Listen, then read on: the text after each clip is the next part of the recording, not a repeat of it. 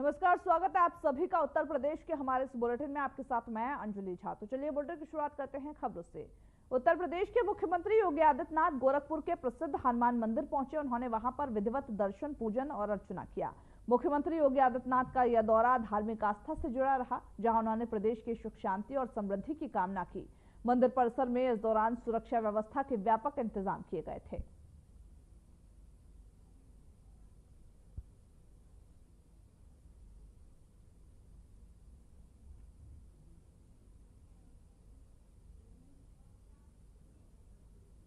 उत्तर प्रदेश सरकार ने ऑपरेशन सिंदूर के तहत एक अहम पहल की है। अब मुख्यमंत्री सामूहिक विवाह योजना में शादी करने वाले जो दुल्हन है उसको सिंदूर दानी उपहार के रूप में दी जाएगी। यह फैसला मुख्यमंत्री योगी आदित्यनाथ ने गोरखपुर में आयोजित एक सामूहिक विवाह कार्यक्रम में लिया, जहां 1200 जोड़ों का विवाह संपन्न किया गया। कार्यक्रम में मुख्यमंत्री ने कहा कि मुख्यमंत्री सामूहिक विवाह का यह आयोजन प्रधानमंत्री नरेंद्र मोदी के लोक कल्याणकारी योजनाओं कार्यक्रमों को प्रभावी ढंग से आगे बढ़ाने का हिस्सा है। यह योजना बेटी बचाओ बेटी पढ़ाओ अभियान की अगली कड़ी है और सामाजिक रूढ़ियों पर भी करारा प्रहार है।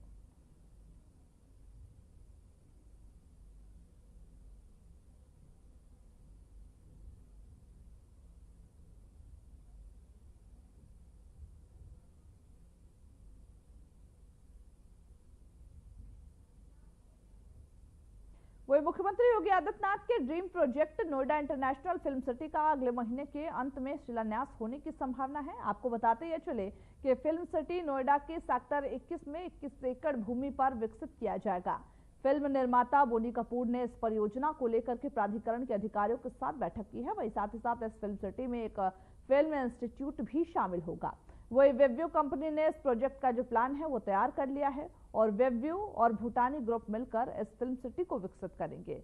वही साथ ही साथ बताया जा रहा है कि नोएडा के सेक्टर 21 में इसे स्थापित किया जा रहा है। यह परियोजना जो है वो प्रदेश में फिल्म निर्माण, रोजगार और पर्यटन को बढ़ावा देने की दिशा में एक बड़ा कदम माना जा रहा। जून 30 से पहले इसका शिलान्यास हो जाएगा। फर्स्ट फेज में फिल्म स्टूडियो जो 14 साउंड स्टेजेस वो बनेंगे, फिल्म इंस्टीट्यूट बनेगा 21 एकड़ जिसके लिए हमने एलोकेट किया हुआ है। उसके बाद बाकी सब चीजों पे भी काम शुरू हो जाएगा। पहले फेज में क्या स्टार्ट होगा? इंस्टीट्यूट या फिल्म सिटी या कॉमर्स? ये अपना फिल्म सिटी का ही भाग है इंस्टीट्यूट, फिल्म सिटी के भाग है स्टूडियोज। तो स्टूडियोज और इंस्टीट्यूट सबसे पहले, दैट्स अ फेज 1। क्या खासियत क्या होगी इस फिल्म सिटी में? खासियत ये होगी कि you will have multiple studio floors, sound stages. जैसे कि मैंने बताया, एक साउंड स्टेज पे परमानेंट वाटर टैंक होगा, एक साउंड स्टेज पे वर्चुअल स्टूडियो होगा, बड़ा स्क्रीन होगा। हो सकता है 80x20 का एलईडी स्क्रीन हो सकता है उससे बड़ा हो। You will see what the commercials are and but definitely one stage will be allocated for virtual as a virtual studio, and then there'll be different sizes of studios, some for television, some for film, plus there'll be some permanent sets also around, plus there will be an open area to put outdoor sets also. So all these aspects would be covered in this 155 acres.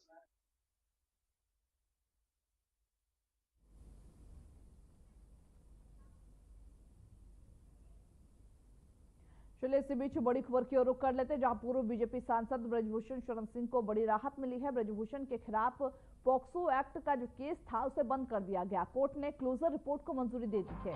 POCSO case में शिकायतकर्ता ने आरोप वापस लिए। WFI के पूर्व प्रमुख ब्रजभूषण शरण सिंह है, जिनको अब कहीं न कहीं राहत मिल चुकी है। कोर्ट ने क्लोजर रिपोर्ट भी मान लिया है। पॉक्सो एक्ट के तहत उन पर जो केस दर्ज किया गया था, जो शिकायतकर्ता था उसने अपने केस को वापस ले लिया।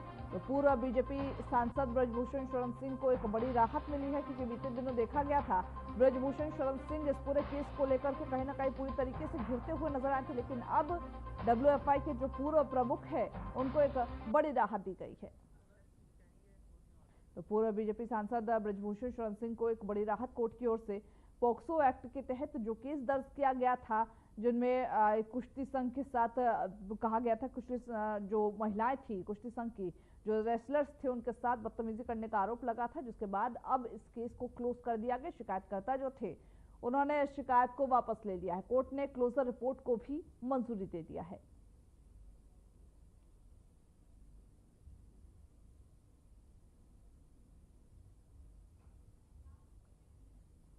वही लखनऊ में मंडल आयुक्त रोशन जैकब ने निरीक्षण किया है। एलडीएवीसी के साथ निरीक्षण किया। एलडीए के निर्माणाधीन कार्यों पार्कों का निरीक्षण किया गया। Indoor stadium Gautam Buddha park का भी निरीक्षण किया गया। लोकबंधु चौराहे पर लगे जो जर्जर हाई मास्क हटाने के भी निर्देश दिए गए। बड़ी खबर आपको बता दें, जहां पर लखनऊ में मंडल आयुक्त रोशन जैकब ने निरीक्षण किया। मंडल आयुक्त रोशन जैकब ने एलडीएवीसी के साथ ये निरीक्षण किया है। वही साथ ही साथ निर्माणाधीन जो कार्य है एलडीए के और पार्कों का निरीक्षण इस दौरान किया गया। लोकबंधु चौराहे पर लगे जो जर्जर चीजें थी उसका भी निरीक्षण किया गया। तो मंडला आयुक्त ने ये निरीक्षण किया है। खामियां पाने पर निर्देशित करते हुए भी नजर आए हैं। तो इंडोर स्टेडियम पार्क और साथ ही साथ तमाम जो ऐसे निर्माणाधीन जगह थे उनका भी निरीक्षण करते हुए मंडलायुक्त रोशन जैकब नजर आए थे। तो एलडीए-वीसी भी इस दौरान साथ में नजर आई थी। एलडीए की जो निर्माणाधीन कार्य है उसका निरीक्षण किया गया। वह लखनऊ में एलडीए जोन 5 में अवैध रो हाउस का निर्माण किया गया। नंदलाल बगिया में 83 अवैध रो हाउस बनकर तैयार हुए। प्रवर्तन जोन 5 की कार्यशैली पर भी इससे सवाल उठे हैं। बिना मानचित्र और लेआउट के अवैध निर्माण किया गया। अयोध्या मार्ग पर गणेशपुर रहमानपुर में अवैध निर्माण किया गया। एलडीए जोन 5 के जेई और एई की जो कार्यशैली है उसको संदिग्ध माना गया। हेमसिटी इनक्लेव पार्ट 3 तिवारीगंज के पास रो हाउस बनाया गया। बड़ी खबर आपको बता रहे जहां पर एलडीए जोन में 5 में अवैध रो हाउस बनाए गए हैं। जो नंदलाल बगिया है उसमें 83 अवैध रो हाउस बनाए गए, जिसको लेकर के कहीं न कहीं प्रवर्तन निदेशालय जोन 5 की जो जेई है एई है उनकी कार्यशैली पर तमाम ऐसे सवाल उठ रहे हैं कि आखिर अवैध निर्माण को मंजूरी कैसे दी गई और इसके पीछे की वजह क्या कुछ रही होगी। इन सभी मुद्दों को लेकर के छानबीन किया जा रहा है। तो एलडीए जोन 5 में अवैध रो हाउस का निर्माण किया गया, जिसको लेकर के कहीं न कहीं कार्यशैली पर सवाल उठते हुए अधिकारियों की नजर आ रही है कि आखिर परमिशन कैसे मिल गई इस अवैध निर्माण को।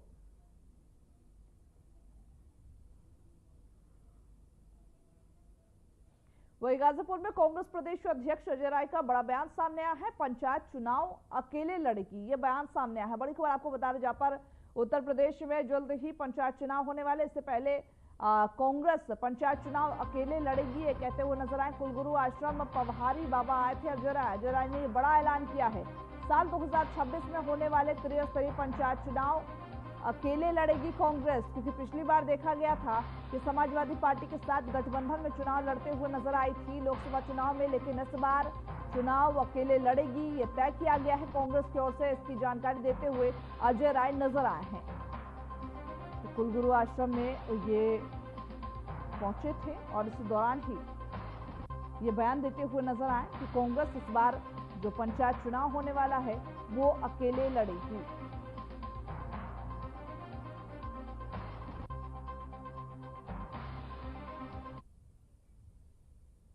वो इसी बीच झांसी से बड़ी खबर की ओर रुख कर लेते, जहां ट्रक ने एआरटीओ की गाड़ी को टक्कर मारी है। हादसे में ट्रक ड्राइवर घायल हो गया है। बाल बाल एआरटीओ सुजीत कुमार सिंह बचे हैं। बड़ी खबर आपको बता दें जहां पर हादसे में ट्रक ड्राइवर घायल हो गया है। एआरटीओ सुजीत कुमार सिंह बाल बाल बचे हैं। ट्रक ने एआरटीओ को गाड़ी से टक्कर मार दी है। तो झांसी में यह हादसा हुआ है जिसमें ट्रक ने एआरटीओ की गाड़ी को टक्कर मार दी। हालांकि हादसे में ट्रक ड्राइवर घायल हो गया, लेकिन जो एआरटीओ सुजीत कुमार थे वो बाल बाल बच गए। तो ये ट्रक है जो हम तस्वीरें भी आपको दिखा रहे हैं इस हादसे की। झांसी जनपद में हमारे एआरटीओ एडमिनिस्ट्रेशन है सुजीत सिंह जी, जिनके पास प्रवर्तन का भी चार्ज है। कोई खास बात नहीं है। उनकी गाड़ी चेकिंग के दौरान मार्ग के किनारे पर खड़ी हुई थी। एक पीछे से टैंकर वाला आया, उनके सिपाही उतरे हुए थे। एक पीछे से टैंकर वाला आया, शायद उसने प्रॉपर ब्रेक नहीं लगा पाया तो हल्का सा पीछे से कोलाइड हो गई गाड़ी और उसी में हल्की सी चोट आई है ड्राइवर को और एआरटीओ साहब को। देख लिया है, प्रिंसिपल साहब स्वयं आ गए थे और सभी डॉक्टरों ने देख लिया है, स्थिति ठीक है। तब भी सारे चेकअप वगैरह करा दिए जा रहे हैं। एक उनका चालक है वो घायल है और थोड़ा सा हाथ वगैरह में इंजरी एआरटीओ साहब को आई है। नहीं, अब सारी चीज़ें तो खैर अभी बाद में पता लगेंगी, लेकिन ऐसा कुछ नहीं है क्योंकि सिपाही नीचे उतरे हुए थे और जिस हिसाब से चोट आई है, मतलब हल्का सा हाथ में खरोच वगैरह आई है। सभी लोग सीट बेल्ट लगाए थे, इसलिए ईश्वर की कृपा से कोई ऐसी समस्या नहीं। गाड़ी तो अभी है।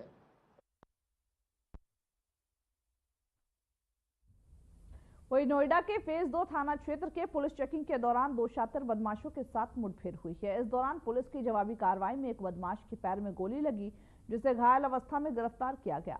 पुलिस ने बदमाश के कब्जे से एक अवैध तमंचा, चोरी किए गए 4 मोबाइल फोन हैं और साथ ही साथ वारदात में प्रयुक्त की गई बाइक भी बरामद की है। पूछताछ में यह भी पता चला कि बदमाश अपने साथी के साथ मिलकर एनसीआर क्षेत्र में मोबाइल चोरी की घटनाओं को अंजाम देता था।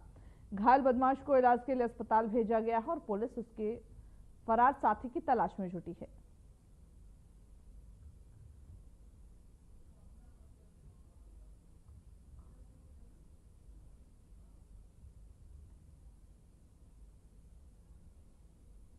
ग्रेटर नोएडा वेस्ट के सेक्टर 1 में स्थित यथार्थ सुपर स्पेशलिटी अस्पताल में एक गंभीर लापरवाही का मामला सामने आया है। जो सोमवार की देर रात जो अस्पताल थी उसकी लिफ्ट अचानक रुक गई, जिसमें एक बुजुर्ग महिला सहित 16 लोग करीब 30 मिनट तक फंसे रहे।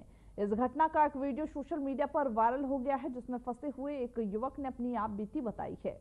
युवक ने वीडियो में यह बताया है कि पिछले आधे घंटे से हम लिफ्ट में फंसे हुए हैं। हमने मैनेजमेंट को शिकायत की, लेकिन इस पर कोई भी सुनवाई नहीं हो रही।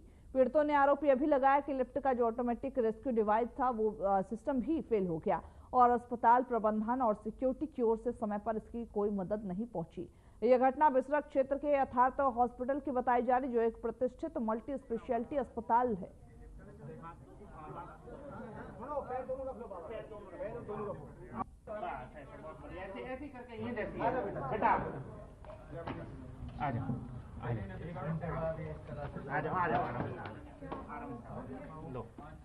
पकड़िए आ जाओ, लो पकड़ो दे इसका जी लो बैठ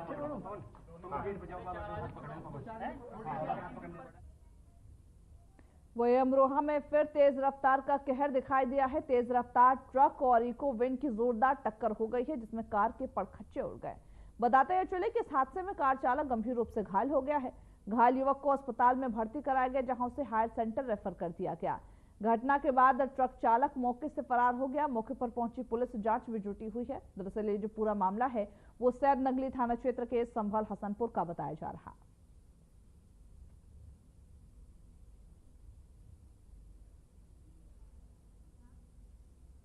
वही कानपुर में आगरा लखनऊ एक्सप्रेसवे पर बड़ा हादसा हो गया। दिल्ली से गोंडा जा रही बस को पीछे से दूसरी बस ने टक्कर मार दी। 2 बसों के आपस में भिड़ंत से लगभग 25 लोग घायल हो गए।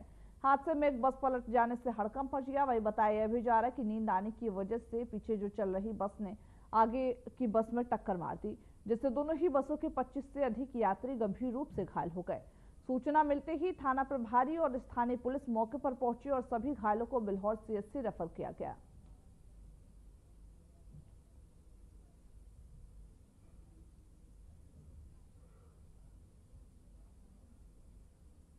वही अमरोहा के गांव कटाई में रविवार को क्रिकेट खेलते खेलते बच्चों के बीच शुरू हुई मामूली विवाद बन गया।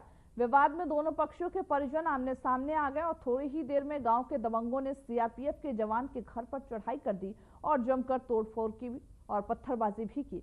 जानकारी के मुताबिक गांव में क्रिकेट खेल रहे बच्चों के बीच किसी बात को लेकर के झगड़ा हुआ। बच्चों की लड़ाई को लेकर 2 परिवारों के जो लोग थे वो आपस में भिड़ गए। आरोप यह भी है कि गांव के ज़हीर पक्षों के जो सीआरपीएफ जवान जावेद के घर पर धावा बोल दिया।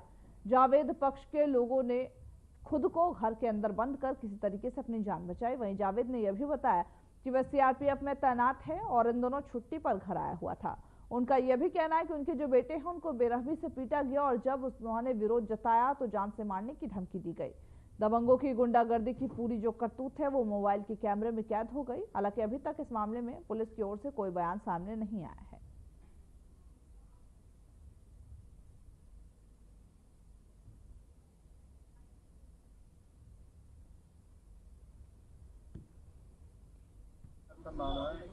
जावेद कहाँ रहते हैं आप? मैं सर सीआरपीएफ में रहता हूँ, एसआईटीडी पढ़ता हूँ और इस समय बीजापुर में मैं तैनात हूँ। नक्सलाइट एरिया है, मैं वहीं रहता हूँ। आपका गांव कौन सा है? मैं मूल निवासी कटाई का रहने वाला हूँ। ये इसमें झगड़ा वगड़ा जो हुआ कटाई में क्या मामला था? ये मामला ये था सर, मेरा बच्चा क्रिकेट खेल रहा था तो वहाँ गाँव के कुछ बदमाशों ने, दबंग टाइप के लोगों ने मेरे बच्चे पर हमला किया। उसके बाद मैंने उनसे शिकायत की तो फिर उन्होंने मेरे ऊपर अटैक किया था दोबारा सब। और आज मैं किसी तरीके से अपनी जान बचाया हूँ। जो वीडियो मेरे पास है उन्होंने घर पे चढ़ाई किया आज बहुत भयंकर, और मुझे जान संवारते थे और तमंचा लगा के घरवाली के और मेरे दोनों के ये भी मुझे धमकी दी गई है कि आप जो है अगर थाने में जाकर तहरीर दी आपने किसी को बताया तो आपको जान से मार देंगे।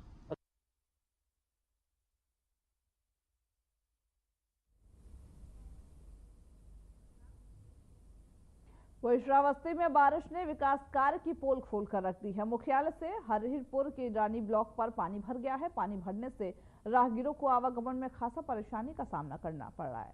आपको तस्वीरें भी दिखा रहे जहां पर जो सड़कें हैं वो लबालब पानी से भरी हुई नजर आ रही है। ऐसे में लोग किस तरीके से जीवन यापन करते होंगे, इन रास्तों से कैसे गुजरते होंगे, ये सोचने वाली बात है।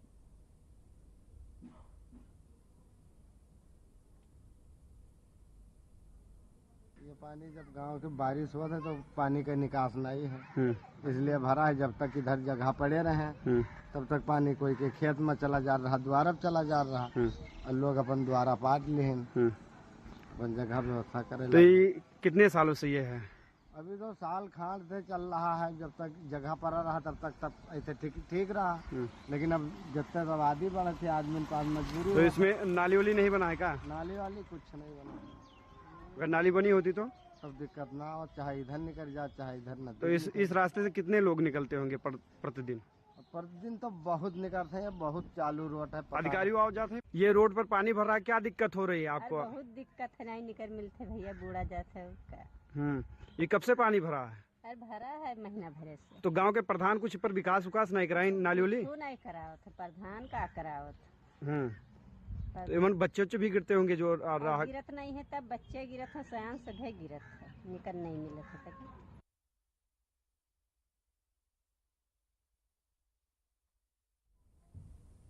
अब खबर प्रयागराज से, जहां पर पुलिस कस्टडी में अधेड़ हीरालाल की मौत हो गई। बताते हैं चले कि चोरी के आरोप में बुजुर्ग को पूछताछ के लिए पुलिस लेकर गई थी। वही पुलिस का यह कहना है कि बुजुर्ग की हार्ट अटैक से मौत हुई है। ग्रामीणों ने पुलिस पर आरोप यह भी लगाया कि पुलिस ने बुजुर्ग को पीट कर मार डाला। आपको बताते चले कि पुलिस ने शव को पोस्टमार्टम के लिए भेज दिया है। मामला पूरा नवाबगंज के बढ़ोना गांव का बताया जा रहा।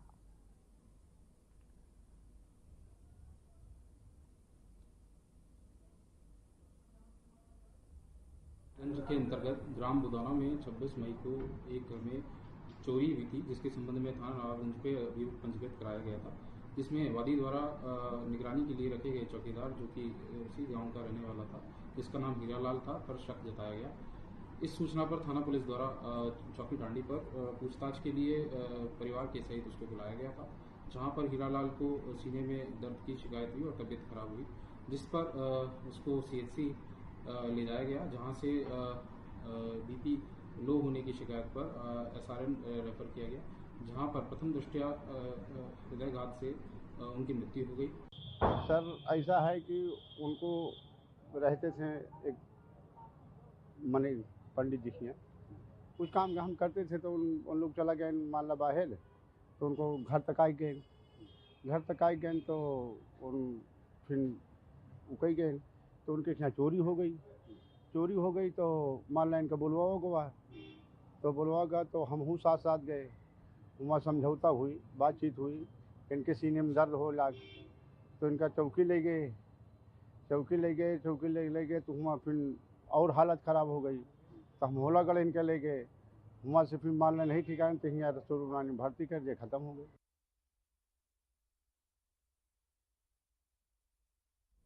अब खबर इटापा से है, जहां पर रेलवे प्लेटफॉर्म पर सरसों का तेल गिरने से यात्री और RPF जो जवान थे वो प्लेटफॉर्म पर फिसल कर गिर गए। दरअसल ये जो पूरा मामला है वो इटावा रेलवे स्टेशन के प्लेटफॉर्म नंबर 2 पर है, जहां तेल गिरने से स्टेशन पर जो यात्री थे और जो अन्य लोग थे वो वहां पर फिसलने लगे।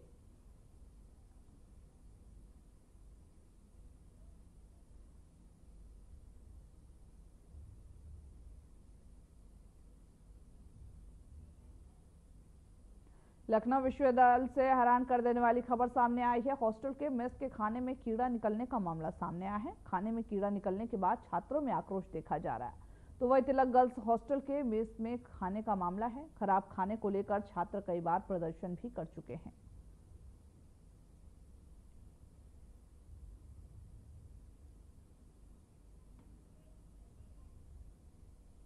वही लखनऊ के कई इलाकों में बिजली संकट बना रहा है। शाम के 5 बजे तक सुधार कार्य के कारण आपूर्ति बंद कर दी गई है।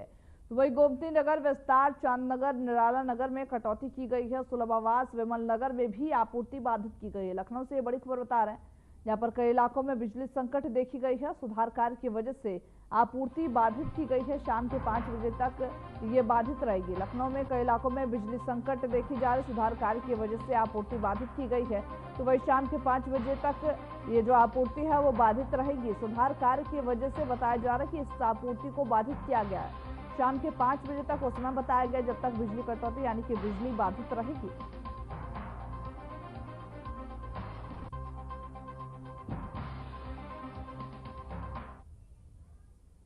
वही कानपुर में मामूली विवाद ने युवक ने नरभक्षियों जैसी हरकत की है। बताते ये चले कि पार्किंग विवाद में युवक ने रिटायर इंजीनियर की नाक चबा डाली है।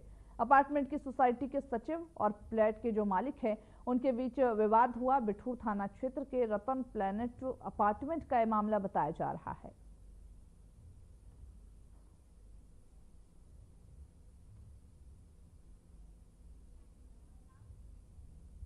वही बरेली पुलिस को बड़ी सफलता हाथ लगी है। पुलिस ने 1 करोड़ के स्मैक बरामद किए हैं। साथ ही साथ 996 ग्राम स्मैक जो है वो उसके साथ 4 तस्कर भी गिरफ्तार किए गए। तस्करों के पास से स्मैक और एक गाड़ी बरामद हुई है। बताते हैं चले कि मणिपुर से स्मैक लाकर सप्लाई करते थे। वही पुलिस ने आरोपियों को गिरफ्तार कर जेल भेज दिया है।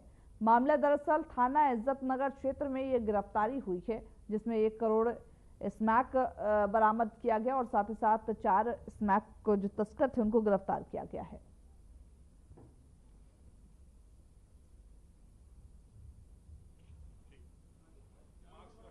श्रीमान वरिष्ठ पुलिस अधीक्षक जनपद बरेली द्वारा लगातार संगठित अपराध के विरुद्ध अभियान चलाया जा रहा है और इसी के क्रम में जो मादक पदार्थ की तस्करी करते हैं उनके खिलाफ कार्रवाई करते हुए थाना इज्जत नगर की टीम ने और जो जनपद की एसओजी है उन्होंने बहुत ही सराहनीय कार्य करते हुए लगभग 1 किलो मॉर्फिन, जिसको लोकल भाषा में क्रूड कहा जाता है, 1 किलो क्रूड बरामद किया गया है 4 लोगों से और इन चारों को गिरफ्तार किया गया है। इनके नाम इस प्रकार है: नसीरुद्दीन पुत्र समरुद्दीन, कलीम अहमद पुत्र नियाज अहमद, बच्चन पुत्र अनवार और तस्लीम पुत्र इस्लाम खान।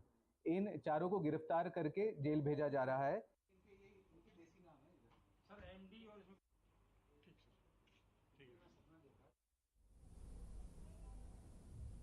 तो चलिए खबरों के हमारे इस बुलेटिन में बस इतना ही। मुझे दीजिए इजाजत। नमस्कार।